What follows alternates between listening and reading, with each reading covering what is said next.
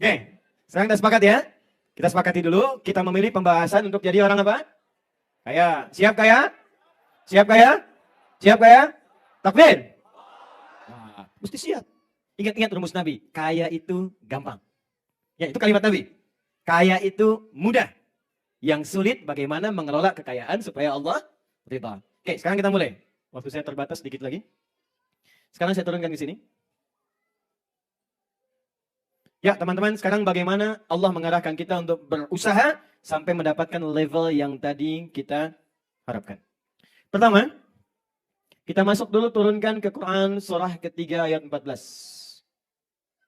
Paling kanan agak ke bawah sedikit di mushaf standar. Zayyana lin-nasi hubbus syahawati minan nisa'i wal banina wal qanatiril muqantarati minadh dhahabi wal fiddati wal khailil musawwamati wal an'ami wal harth. Ada ayatnya? Baik. Ini sama dengan kita semua. Zayyana lin-nas, nas umum. Masih ingat tadi terjemahan kita? Semua manusia, kata Allah, itu umumnya senang untuk mendapati bagian berikut. Dihiasi, senang perhiasan. Senang tampil menyenangkan. Dengan bagian-bagian berikut. Pertama, kecenderungan manusia senang berkeluarga. Di hubbus syahawat di sini, itu maaf, jangan diartikan laki-laki ke perempuan saja. Termasuk perempuan ke laki-laki. Karena kecenderungan berkeluarga, itu dari dua arah. Jalannya ta'aruf. Ya, tak kenal maka ta'aruf, bukan tak sayang. Ya. Anda kenal istri tetangga kan tidak harus sayang. Ya. Tak kenal maka ta'aruf. Baik, pertama, manusia senang berkeluarga. Kalau sudah berkeluarga, ada pasangan, ada keturunan, maka cenderung kemudian mengarahkan pola hidupnya untuk mendapatkan kemapanan dan kenyamanan dalam hidup. Apa diantaranya? Dia ingin menaikkan status sosialnya. Maka dia akan mencoba memaksimalkan tenaga usahanya. Pertama, awas fokus baik-baik. Hubbus syahawati minan nisa'i wal banin wal qanatiril muqantara. Mengoleksi harta benda, menambah kekayaannya di aspek-aspek berikut. Sekarang perhatikan baik-baik. Rahasia besar kepada kita, kalau Anda ingin mendapatkan fokus aspek kekayaan yang melimpah, qanatiril muqantara, di koleksi kekayaan yang banyak, koleksi kekayaan yang luas, hidupnya lebih mapan, harta meningkat, maka ada beberapa passion yang bisa kita dapatkan dari situ. Dari sini kita wujudkan dengan wirausaha yang mungkin kita bisa hadirkan. Satu, ada aspek di bidang mineral terkait dengan barang tambang, emas, perak, dan sejenisnya. Ini prospektif. Tapi mohon maaf ya, jangan dilihat emasnya. Ada ulama yang menerjemahkan emas di sini adalah kalau Anda ingin usaha, kalau Anda ingin bekerja, maka coba cari fashion pada bidang yang punya nilai intrinsik di dalamnya. Emas itu dulu bukan hanya sekedar jadi bahan galian. Anda menggali menemukan bagian dari mineral. Ya, misalnya mohon maaf, temukan emas, temukan perak, sekarang ada uranium, ada nikel, ada macam-macam sejenis dari sini. Tapi yang paling menarik, emas itu dulu diberikan arahan banyak oleh Nabi, isyarat yang sangat banyak dalam hadis, sebagai barang yang punya nilai intrinsik tinggi. Artinya apa? Kalau Anda ingin coba cari peluang-peluang usaha, yang dengan usaha itu di dalamnya punya nilai yang tinggi. Yang nggak putus pada masa itu saja. Tahun depan nilainya bisa naik lagi. Tahun depan bisa berkembang lagi. Tahun depan punya nilai lebih daripada sekarang. Coba sekarang dari mata uang saja, Anda bandingkan ya. Nabi mengajarkan kita untuk bisa bertransaksi dengan emas. Sekarang bandingkan dengan uang kertas. Contoh saja. Contoh. Kertas, itu kan nggak punya nilai intrinsik. Secara ekonomi ya kertas kalau disobek selesai. Karena itu di dalam sistem ekonomi, Bang Sandi lebih paham, itu selalu mengalami penurunan. Kalau saya ceritakan lebih dalam tentang sejarah uang kertas, mungkin bakal pada kaget. Tapi saya simpan dulu. Ya. Jadi dulu kan pakai emas. Kemudian dicoba untuk kertas, untuk memonopoli nilai ekonomi dunia. Tapi secara singkat saya ingin katakan, kertas dibandingkan dengan emas itu nilainya sangat kecil. Sehingga ketika dia dijadikan sebuah nilai pertukaran, seakan-akan barangnya makin naik padahal nilai uangnya diturunkan. Barangnya tetap. Coba Anda beli kambing misalnya, 2 tahun lalu dengan kambing sekarang, nilainya pasti beda. Kambing sekarang lebih mahal dibandingkan kambing 2 tahun lalu. Tempe 5 tahun lalu lebih mahal dibandingkan tempe sekarang. Padahal tempenya itu aja. Karatnya segitu, jumlahnya segitu, besarnya segitu. Tapi kenapa kemudian menjadi mahal? Ternyata bukan tempenya yang mahal, tapi uangnya yang nilainya diturunkan. Kertasnya yang diturunkan. Jadi dengan menggunakan kertas itu bisa diatur. Sekarang kalau pengen naik, kalau pengen turun. Tapi emas tak bisa. Naik terus, naik terus, naik terus. Nah poinnya, kalau Anda ingin usaha, jangan lihat emasnya. Cari pokok usaha yang kira-kira bisa berkembang nilainya sampai kapanpun dia naik bukan turun. Misal, Anda cari misalnya di bidang tanah. Anda bergerak di properti. Atau Anda misalnya di bagian teknologi. Ada yang bikin misalnya, apa namanya, di bagian softnya, perangkat lunaknya. Ada di bagian hardware-nya, dikembangkan lagi ke depannya. Bagian pertama kata Quran, kalau Anda ingin mencari bidang usaha, maka cari objek yang nilainya bisa berkembang terus di masa depan. Paham bagian pertama? Satu. Saya agak cepat ya. Dua. Wal khailil musawwamah. Wal khailil musawwamah. Di situ diartikan apa? Kuda tunggangan. Khail, teman-teman, khail itu bukan kuda biasa. Kuda yang digunakan sebagai alat transportasi zaman dulu. Di Ferrari-nya dulu, zaman-zaman dulu, zaman jahiliyah, zaman Nabi, sampai ke keemasan Islam di masa lalu, Ferrari-nya itu ya kuda. Makanya sekarang Ferrari disebut apa? Kuda? Kuda jingkrak. Bukan kuda Islam. Itu kuda. Khail itu kuda tunggangan. Jadi kalau ada orang miara kuda dulu, orang-orang hebat tuh, orang-orang kaya, salah satunya orang yang punya kuda berkualitas. Dalam bahasa Arab, kuda spesial, musawamah itu spesial, yang punya tanda terpilih. Kuda spesial, tunggangan spesial, itu orang yang hebat pasti punya kuda yang paling bagus. Tunggangan yang paling hebat. Apa itu? Khail. Nah, orang yang kalau pengen usaha cepat, dia dari kecil miara kuda. Pakan kudanya, pilihan kuda terbaiknya. Bahkan sampai sekarang, maaf ya, ada orang yang mengabadikan pakan-pakan kuda ini sampai kemudian dimatikan benihnya di Amerika. Dan diambil dari Quran. Namanya khotbah. Khotbah. Wa zaituna wa nakhla. Ya, khotbah itu asalnya pakan ternak. Sekarang disebut alfalfa. Khotbah ini, dulu orang Persia memberikan ternaknya, ya maaf, kudanya dengan pakan ini, itu tumbuhnya luar biasa, jenis kudanya bagus, larinya juga kencang, keberaniannya tinggi. Dibawa oleh Tariq bin Ziyad ke Spanyol, ke Andalusia. Disebarkan di bawah pakan ini. Ketika kemudian umat Islamnya lalai dari situ, bertransformasi peradaban dibawa ke Eropa, Islamnya mulai tertinggal, makan pakan ini dibawa kemudian, diriset. Ada yang ke Brazil, ada yang ke Amerika, ada yang ke Spanyol. Makanya sampai sekarang kuda-kuda Spanyol itu bagus. Tapi sebetulnya yang paling menarik, pakan kuda, benih kuda, bibit kudanya dibawa sampai dengan dijual, yang harganya sangat mahal itu bagian dari lahan usaha yang diisyaratkan oleh Al-Quran. Sekarang bertransformasi ke dunia otomotif. Orang kalau bawa kendaraan kan butuh alat kan? Orang kalau mau bepergian kan butuh alat kan?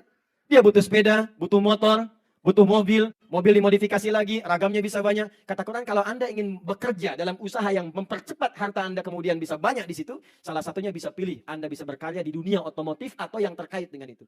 Yang setiap kebutuhannya pasti dibutuhkan. Bisa Anda bagian spare part-nya, bisa rangkai mobilnya, bisa ke sistemnya. Nih, sekarang saya share ya, Anda bisa buat di sini. Saya jarang bagi ini. Misal gini, sekarang kan muncul kendaraan-kendaraan online kan?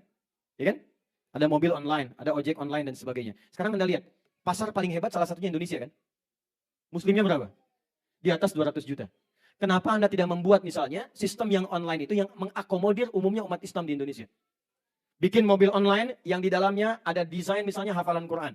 Ada belajar menunya sirah Nabi. Ada satu hadis Nabi. Begitu kemudian dipanggil, Anda datang ke situ, driver langsung mengatakan, silakan Bu, tujuan kemana? Di sini ada 1 jam, pilihan sambil menghafal Quran dengan metode at-taisir. Apakah Anda ingin melihat sirah Nabi tentang perjuangan ini? Apakah ingin belajar hadis Nabi? Sampai di tujuan. Belum ada yang membuat itu sampai saat ini. Anda ciptakan itu buat seperti itu, kreativitas demikian, Anda baru masuk kepada medianya. Siapa yang bikin Honda sekarang? Siapa yang bikin Mitsubishi? Lihat kekayaan mereka. Karena mereka membaca visi, dunia otomotif akan dibutuhkan, saya buat yang ini. Bikin. Kalau Anda tak mampu bikin bagian perangkat kasarnya, setidaknya masuk kepada sistemnya. Bikin sesuatu yang menarik. Apalagi tipikal sebagian masyarakat itu kan punya kecenderungan cepat kaget, gampang kagum. Numpang kagum aja, habis itu hilang.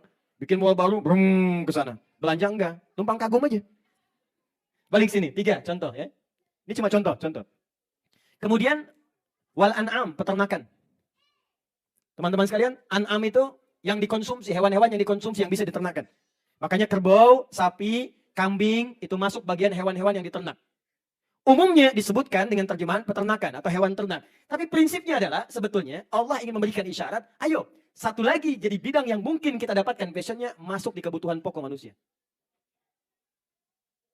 Siapa yang gak makan daging sekarang?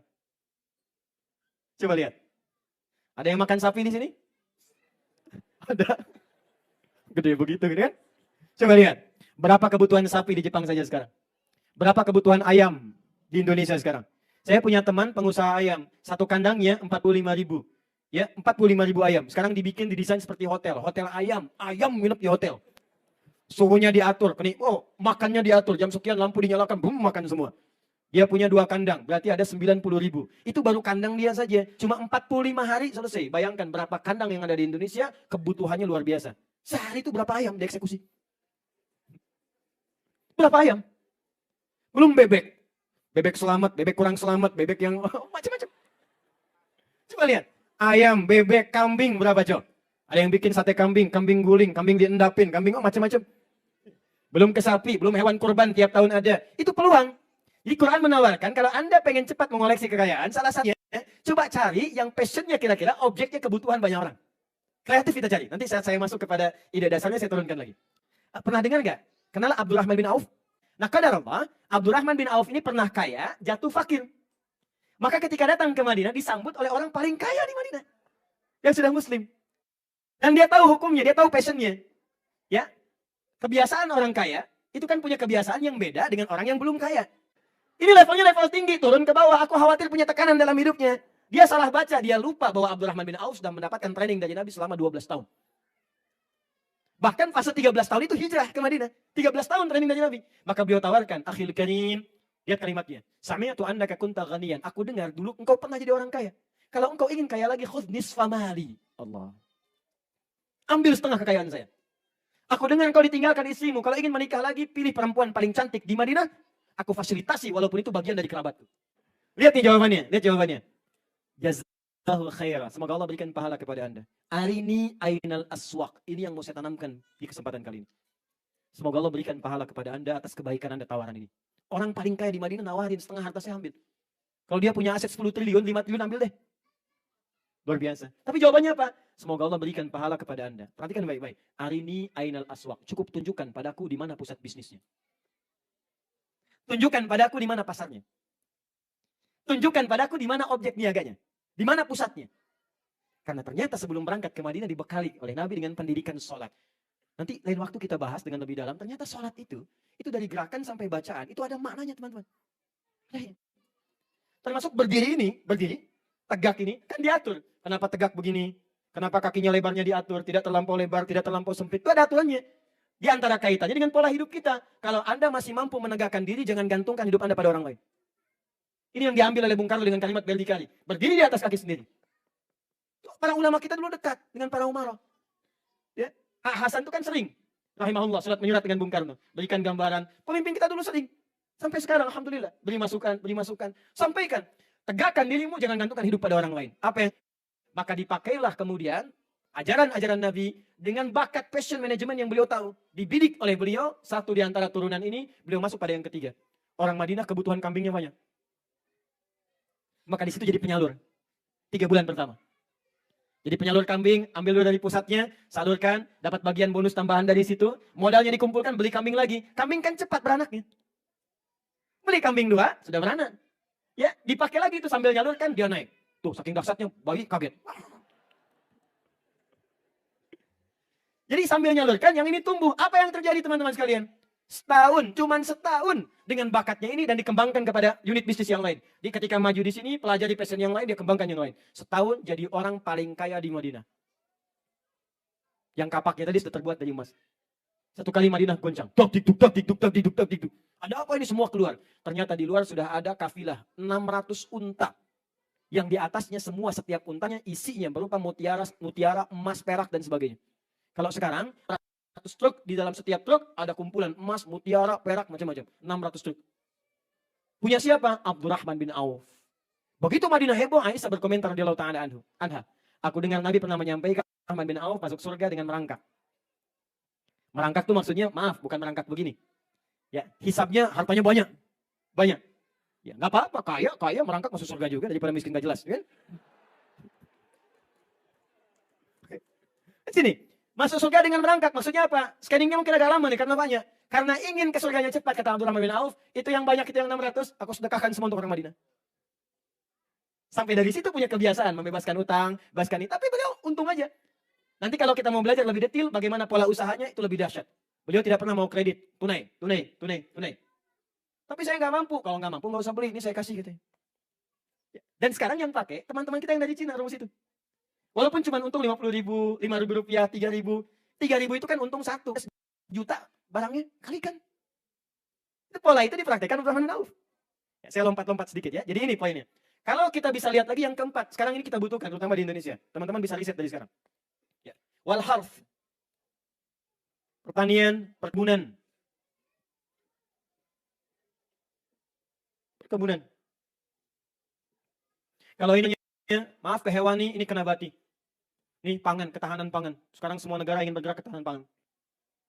Kalau Anda mau riset, Anda keluarkan ayat-ayat Quran. Ini sekarang kami sedang mengembangkan riset di Indonesia. Beberapa riset yang dikeluarkan dari Al-Quran dikembangkan dan itu sangat bermanfaat. Salah satunya ke pencapaian wirausaha ini. Teman-teman, di Quran itu ada banyak ayat yang memberikan kepada kita isyarat akan kebutuhan manusia. Saya mau tanya gini, yang menciptakan manusia siapa? Allah. Sekarang Allah kasih informasi, ini kebutuhan pokok manusia. Dikasih informasi 15 abad yang lalu, kenapa nggak kita kumpulkan sekarang? Dan ternyata sekarang sebagian orang ngembangkan, dan yang ngembangkan kebanyakan non-muslim, kita yang punya teorinya. Tapi jangan salahkan teman-teman non-muslim, karena mereka mau ngembangkan. Itu kompetisi. Kita yang harus bergerak untuk meriset, kembangkan lagi. Nggak ada masalah di situ. Tuh, sekarang mohon maaf ya. Apa yang paling dibutuhkan makanan pokok sekarang di komunitas masyarakat kita? Ya, kita mungkin beras.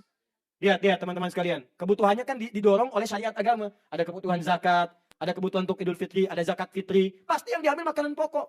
Itu baru zakat. 200 juta orang mau zakat dari makanan pokok. Apa Anda kira beras akan bertahan? Kenapa Anda tidak coba kembangkan kurma? Saya share satu ayat dengan kakak saya. Dia riset kurma. Dia kerjasama dengan kawannya peneliti di sebuah kampus. Dia kemudian datang ke Thailand, dia kembangkan sampai sekarang jadilah kurma tropis itu. Di Indonesia. Cuman sebagian ada yang salah menggunakan. Itu tadinya riset dari Quran. Ada isyarat di Quran, nih jenis kurma yang seperti, karena kurma banyak. Ada kurma misalnya yang setengah matang disebut balha. Ini kegunaannya begini. Ada kurma rutob. Ya, kurma rutob ini sering salah persepsi. Sebagian orang hanya tinggal dimakan untuk menambahkan daya glukosanya saja, untuk menambah energi. Padahal kurma ini bagus untuk ibu yang sedang mengandung. Ya, karena mempermudah untuk kelancaran persalinan. Ada yang sekarang dikembangkan. Dahsyatnya kurma tropis, dia tidak mengalami balha, tapi langsung masuk kepada kebutuhan pokok. Jadi begitu dia didapatkan, gak usah dimasak lagi, itu langsung buahnya seketika jadi makanan pokok. Dia gak melewati proses balha. Tuh, riset. Belum ada yang lainnya lagi. Di poinnya apa? Kalau Anda ingin mendapatkan poin-poin tertentu sebagai bagian dari inspirasi untuk berwirausaha, kata Quran, cari bidik komoditi-komoditi yang sekiranya banyak orang membutuhkannya. Bikin visi yang dalam, buat visi yang jauh. Nah, ini baru sampai contohnya. Setelah passionnya didapatkan, Anda pilihkan, maaf, saya ingin bergerak di bidang ini saja. Baik di barang tambang atau mineral. Air saja sekarang lihat. Sekarang pertentangan di bidang air sudah tinggi sekali. Di pasal 33, ya, bumi, air, dan isinya dikuasai oleh negara dan diperuntukkan ya sebesar-besarnya untuk kemaslahatan bangsa atau masyarakat. Sekalian kan, maaf ya, bumi, air. Kenapa air disebutkan di situ? Bagian mineral.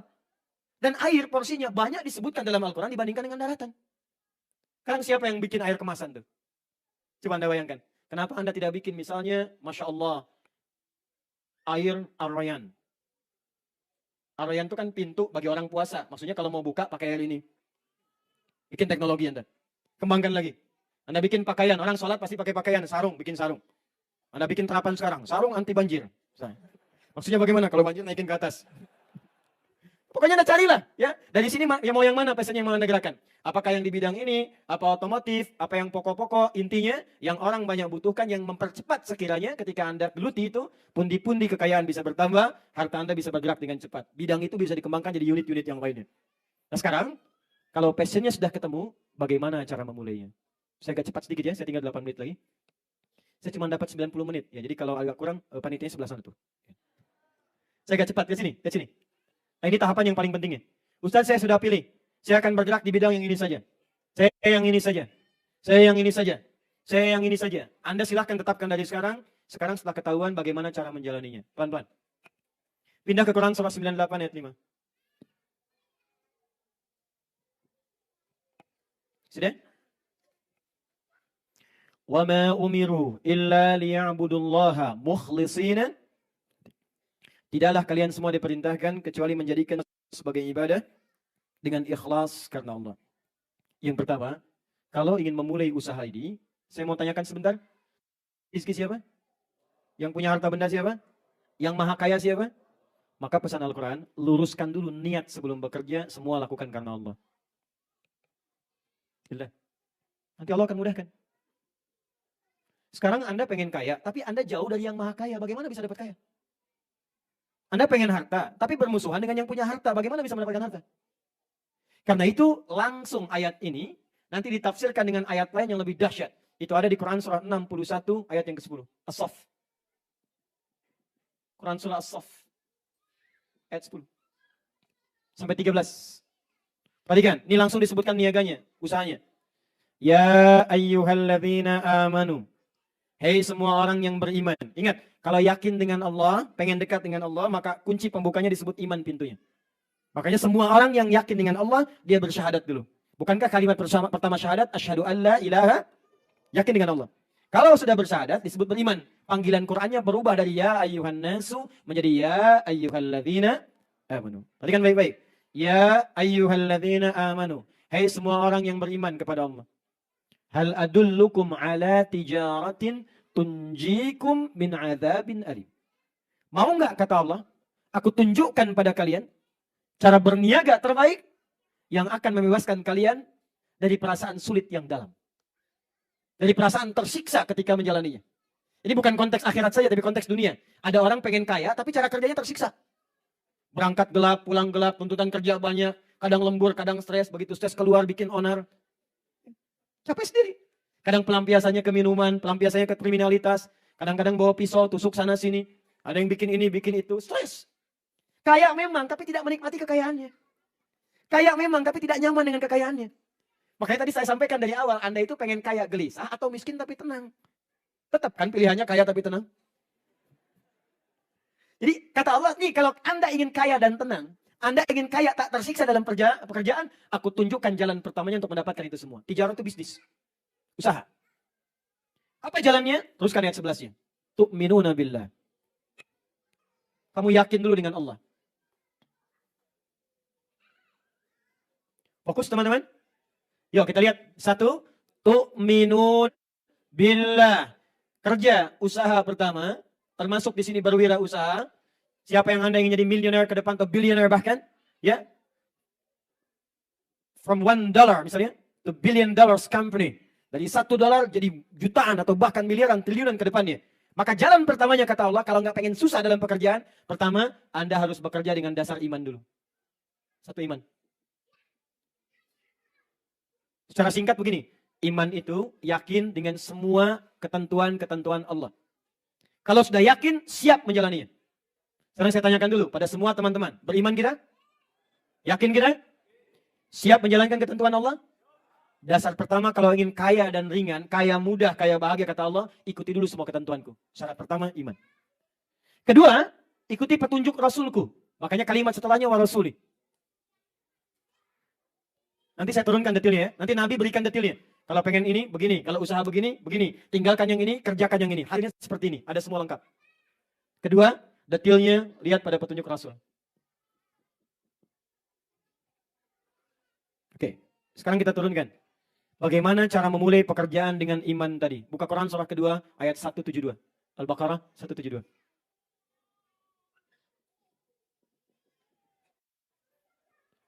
Teman-teman masih ingat tadi? Waktu saya jelaskan yang pertama, rizki ditetapkan. Langit diturunkan kemana? Cara meraihnya dengan apa? Usaha kerja kan? Al-Baqarah 168 tadi panggilannya An-Nas atau Amanu. Nas kan? Ya ayuhan nasu. Sekarang kita ingin naik, pindah levelnya. Dari manusia biasa kepada orang beriman. Maka ayat ini dirubah oleh Allah, kalimatnya pembukanya dari nas menjadi ya ayyuhalladzina amanu. Karena kita sudah komitmen bekerja dengan dasar iman. Buka Quran surah Al-Baqarah ayat 172. Ya ayyuhalladzina amanu. Hei semua orang sekarang yang sudah beriman. Yakin dengan semua ketentuan yang akan aku berikan kata Allah. Kulu. Walaupun sudah beriman, tetap mesti kerja. Usaha. Nah, sekarang perhatikan baik-baik. Di sini rahasianya. Ini tidak banyak orang mengetahuinya. Kulu min tayyibati ma razaqnakum. Bandingkan dengan Al-Baqarah 168. Di 168, kulu mimma fil ardi halalam tayyibah. Kalau belum terbayang, saya tuliskan sekarang, Anda lihat rahasia besarnya. Tapi ingat ya, maaf ya, iman ya, bukan akal. Iman tuh yakin dulu, hikmah datang. Kalau akal nanti ditanya dulu, kalau belum rasional, belum logis, nggak mau diikutin. Ingat, kita ini terbatas. Semua tubuh manusia terbatas. Pandangan Anda terbatas. Yang dekat terlihat, jauh kecil tak terlihat. Pendengaran terbatas, sekian hertz tak terdengar oleh kita. Awas hati-hati. Jadi kalau mata Anda terbatas, telinga Anda terbatas, kenapa akal Anda nggak mau terbatas? Semua yang melekat pada kita pasti terbatas. Karena itu, kalau ada yang belum bisa ditangkap oleh akal, kita tangkap dengan iman, maka hikmah akan datang. Sekarang perhatikan perbandingannya. Saya tuliskan di sini. Satu, yang ayat 168. Ya ayyuhan nas. Ini 172 imannya dipakai. Ya ayyuhalladzina amanu. Perhatikan, yang ini nas, ini amanu. Dan amanunya dibuka dengan alladzina. Disebutkan 1080 kali dalam Al-Quran yang mencakup semua tanpa kecuali. Artinya, ini berlaku bagi laki-laki, perempuan, tua, muda, besar, kecil, tanpa batas. Maaf, semua yang ingin mendapatkan passion ini, kata Allah, saya buka seluas-luasnya. Laki-laki pengen kaya, perempuan pengen kaya, pengen dapat lebih daripada itu, saya berikan kesempatannya. Ini, kulu mimma fil ardi. Kemudian ada rumus, halalan thayyiban. Perhatikan sini dengan detail, dengan jeli. Yang ini, kulu.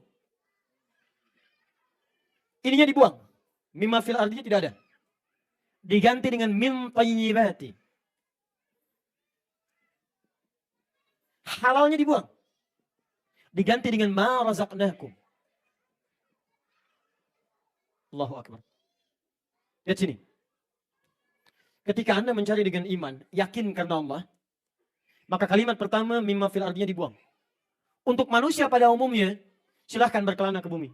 Mencari, bekerja, cari tempat ini, tempat itu. Tapi ketika Anda beriman kepada Allah, benefit pertama yang Allah katakan adalah, saya akan mudahkan rizkinya cepat datang padamu, tidak ingin menyulitkanmu untuk mendapatkan rizki yang kau butuhkan itu.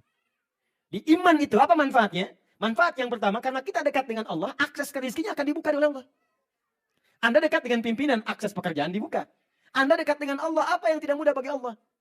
Cuman sekarang kalau Anda berkata, Ustaz saya sudah beriman, kenapa sulit mendapatkan itu? Barangkali cara beriman Anda yang belum tepat. Itu yang harus diperbaiki. Nah, jadi syarat pertama kata Allah, ketika Anda benar imannya, maka pertama Allah akan berikan kemudahan, ma razaqnakum. Kami yang akan dekatkan rezekinya kepadamu, bukan engkau yang sulit untuk mendapatinya. Kadang-kadang tiba-tiba ide muncul. Kadang-kadang investor datang dari sisi yang tidak diduga. Kadang-kadang kreatif itu muncul dari teman yang datang menawarkan pada Anda. Siapa yang gerakkan semua itu? Ini Bang Sandi yang punya banyak pengalaman tentang itu. Dari mulai berjuang sampai dengan sekarang didapatkan. Coba Anda bayangkan, Abdurrahman bin Auf, itu kan modalnya pakaian tadi. Tapi karena aksesnya dekat dengan Allah, cuma 3 bulan, dia orang paling kaya nomor 3. Setahun paling kaya nomor 1. Nih. Nah, ciri orang beriman, 1, bagaimana bisa mendapatkan akses cepat itu, ini yang paling menarik. Lihat sini baik-baik. Halalnya dibuang. Ketika iman belum ada, halalnya masih ada. Halalan thayyiba. Legal. Baik. Tapi ketika sudah beriman, halalnya dibuang. Thayyibnya dijamakkan. Min thayyibati ma razaqnakum. Halalnya dibuang, thayyibnya dijamakkan. Kenapa halalnya dibuang? Karena orang beriman itu sudah pasti imannya membimbing dia untuk mencari yang halal dalam kehidupan. Jadi kalau ada orang beriman, Anda beriman, cari wirausaha apapun. Maaf ya, maaf sekali. Kalau Anda berwirausaha apapun, dan Anda merasa, tapi iman Anda tidak mendorong Anda untuk mencari yang halal, masih terlibat pada yang haram, bekerja pada yang tidak dibenarkan, maka sebanyak apapun harta Anda kumpulkan, maka hakikatnya itu hanya fata morgana saja. Demi Allah saya katakan, sekaya-kayanya Anda tetap tidak akan memberikan ketenangan pada jiwa Anda. Itu kecil di mata Allah. Nah yang paling menarik, ketika Anda bekerja dengan cara orientasinya ini halal, ini yang dibenarkan, ini yang nggak boleh. Maka kata Allah, walaupun pertama kali Anda melangkah, sedikit Anda dapatkan, tapi berkahnya saya gandakan. Keberkahan itu yang disebut dengan thayyibat, yang dijamakkan. Apa itu berkah? Ini yang paling penting. Ini modal utama untuk kerja itu, bukan kuantitas modalnya. Tapi di sini keberkahannya. Kalau berkah ini sudah dapat, teman-teman, meningkat dengan banyak, maka yang lain akan mengikuti. Anda tinggal tunggu waktu saja. Apa itu berkah? Ziyadatul khair. Ini poin ini. Bertambah semua nilai-nilai kebaikan yang ada di sekitaran kita. Jadi kalau Anda mencari dengan cara yang benar, kata Allah, saya tambahkan yang baik-baik. Dan itu di ilmu ekonomi bisa jadi aktiva. Lihat ya, Allah kirimkan orang baik. Pekerja yang jujur, karyawan yang disiplin. Itu kan aktiva. Teman yang bisa sinergi.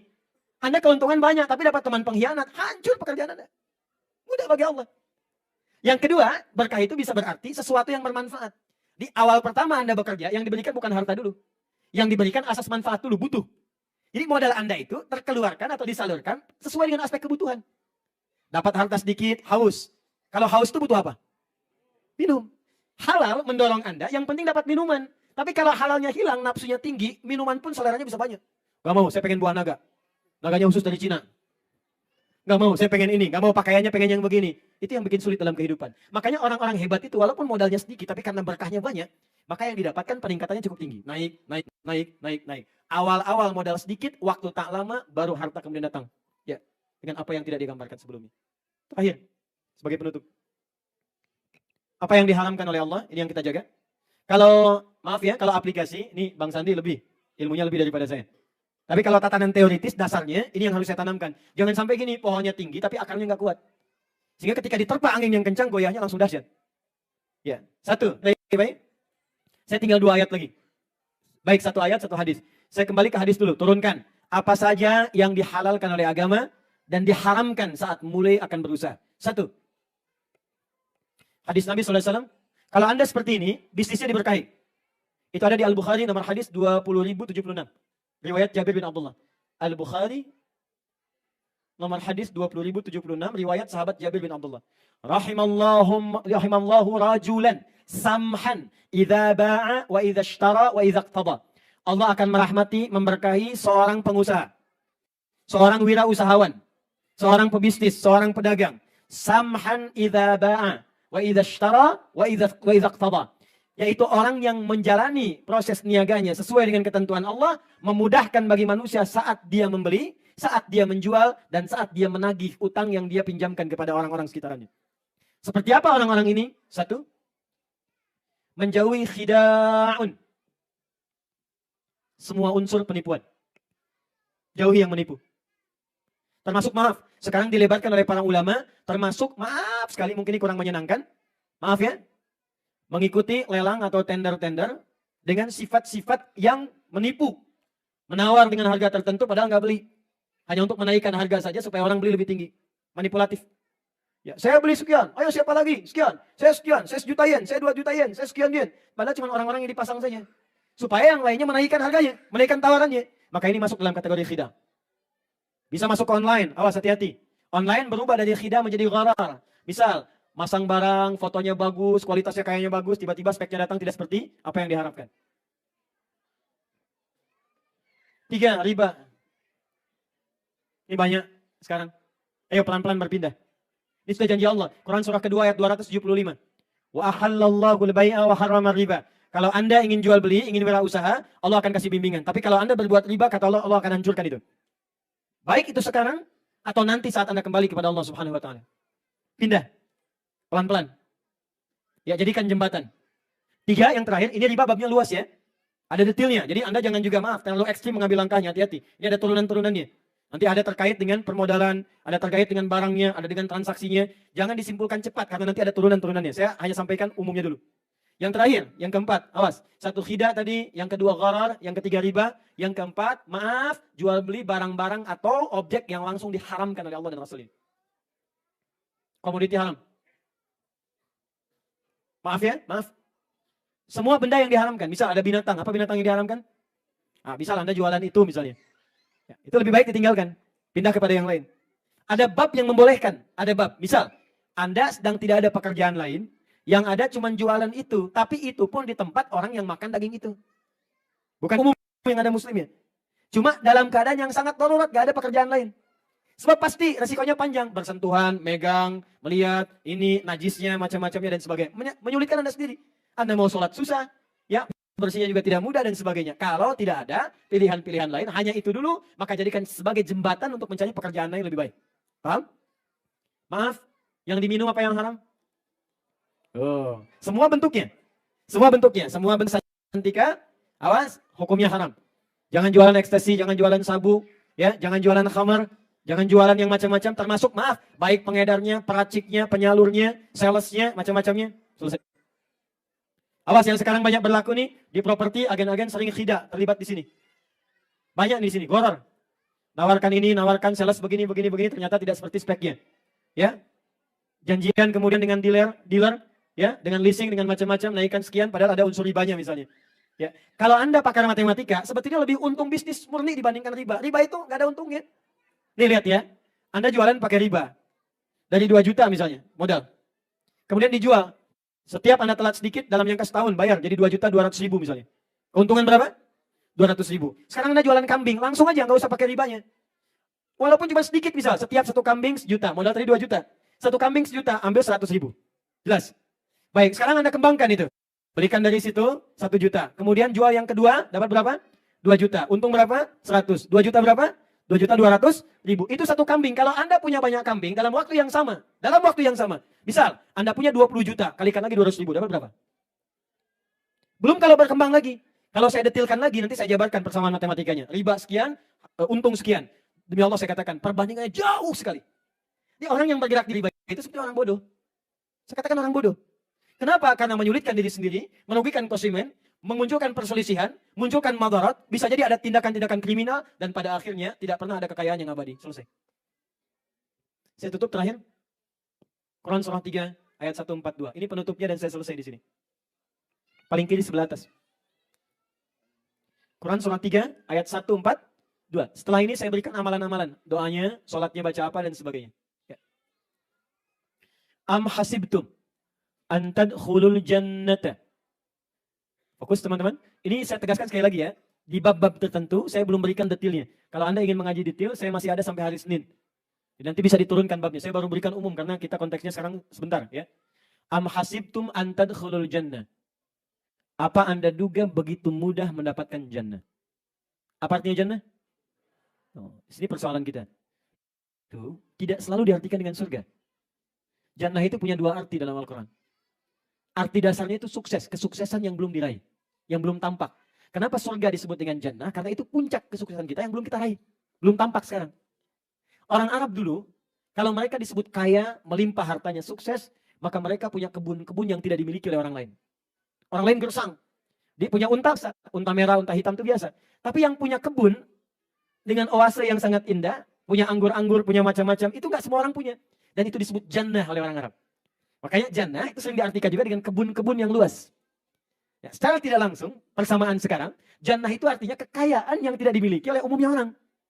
Kalau kita tarik ke dalam konteks usaha kita, maka ayat ini diartikan begini. Saya pernah datang ke satu perusahaan, ajarkan ayat ini, diterapkan, bahkan direksinya pada salah satunya non-muslim.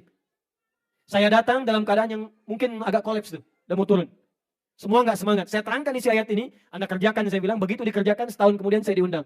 Cuman untuk melihat Ustadz, kalau jamnya menunjuk kepada jam 2, artinya dalam sejam 2 miliar dapatnya. Am hasibtum an tadkhulul jannata. Apa Anda duga begitu mudah meraih kesuksesan? Bahkan untuk mendapatkan surga yang Anda mimpikan. Walamma ya'lamillahu alladhina jahadu minkum wa ya'lamus sabirin. Sementara Allah belum menguji sejauh mana kadar jahadu minkum. Satu, aspek pertama kata Allah, kadar keseriusan Anda dalam mewujudkan itu. Keseriusan di sini disebut dengan kalimat jahadu.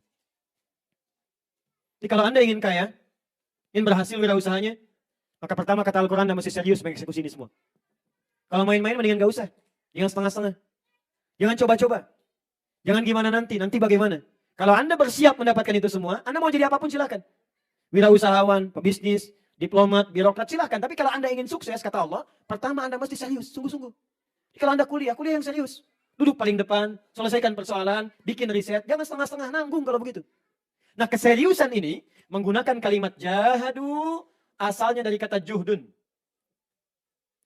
Juhdu, kesungguhan, keseriusan, dibagi 3 turunan lagi. Pertama, kesungguhan merencanakan, disebut dengan ijtihad. Maka mulai sekarang bikin mapping, planningnya apa? Sukses mau tahun berapa? Turunkan ke kita sekarang. Bikin rencana, mau di bidang apa? Rencananya bagaimana? Tahun berapa? Modalnya dari mana? Investornya siapa? Ya, siapa orang yang bagian kreasinya? Inovasinya seperti apa? Turunkan. Kalau Anda masih kuliah di kampus, bahkan turunkan cita-cita dari atas sampai ke materi kuliah yang sedang Anda kerjakan sekarang. Jangan sampai Anda pilih misalnya jurusan yang memang gak ada hubungan dengan masa depan Anda. Yang penting asal kuliah, di Quran gak ada begitu. Anda kuliah mau kemana?